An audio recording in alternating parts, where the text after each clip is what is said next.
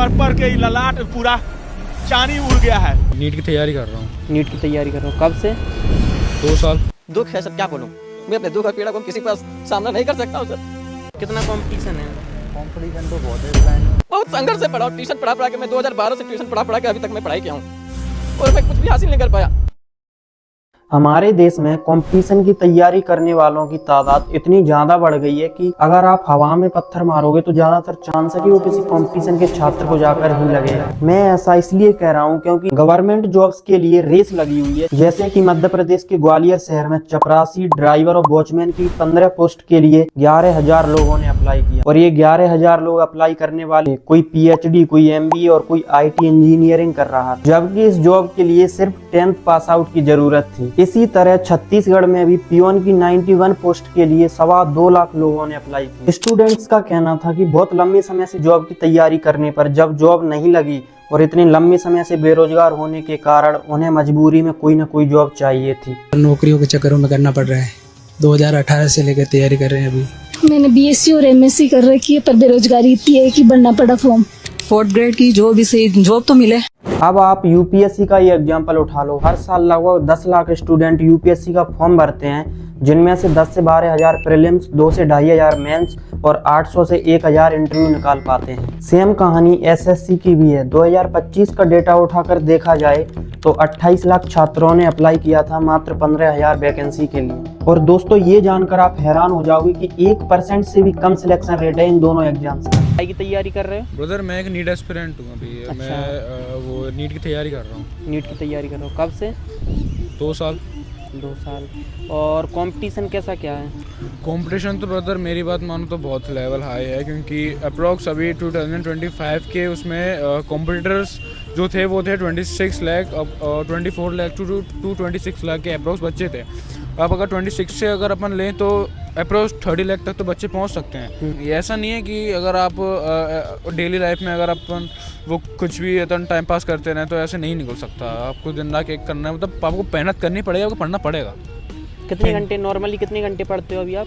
मैं अभी तो नॉर्मली 6 से 7 घंटे आराम से पढ़ लेता हूँ। आराम से हो जाता है 6-7 घंटे। हाँ। लेकिन ये भी कम है आप कह रहे हो जिस हिसाब से। ये भी कम है क्योंकि मैं अभी 2 साल से कर रहा हूँ। देखो, किसी से इंस्पायर होके या मोटिवेट होके अपने लिए करियर परस्यू करना और कोई एग्जाम देना बिल्कुल गलत बात नहीं है, लेकिन उस चीज के बारे में अच्छे से रिसर्च किए बिना सिर्फ मोटिवेशन के बेसिस पे या पेरेंट्स और लोगों के कहने पर उसके पीछे भागना वो गलत है। और सरकार के बारे में तो क्या ही कहना दोस्तों। सरकार ने तो स्टूडेंट के जीवन को मजाक बना के रख दिया। मैं ऐसा इसलिए कह रहा हूँ क्योंकि एग्जाम का पूरा सिस्टम खुद में मजाक बन चुका है। उठा के लोगों को ले जा रही थी जैसे ये आतंकवादी हैं। नीट एग्जाम, जिससे हमारे फ्यूचर के डॉक्टर सिलेक्ट होते हैं, जिनके हाथ में हमारी जिंदगी और मौत का फैसला होता है। 24 लाख बच्चे एग्जाम देते हैं। उसमें एग्जाम से लेकर रिजल्ट प्रोसेस में इतनी लूप होल निकल आई कि स्टूडेंट आज काउंसलिंग करने की बजाय सुप्रीम कोर्ट के चक्कर काट रहे हैं। राजस्थान में एक सरकारी कर्मचारी पेपर चुरा के भाग गया और महाराष्ट्र में तो पेपर सीधे सोशल मीडिया पर ही अपलोड कर दिया जाता है।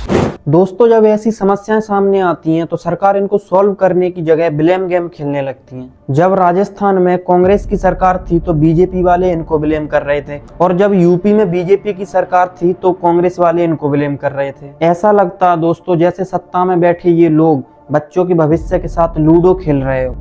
तो इस प्रॉब्लम का सॉल्यूशन क्या है?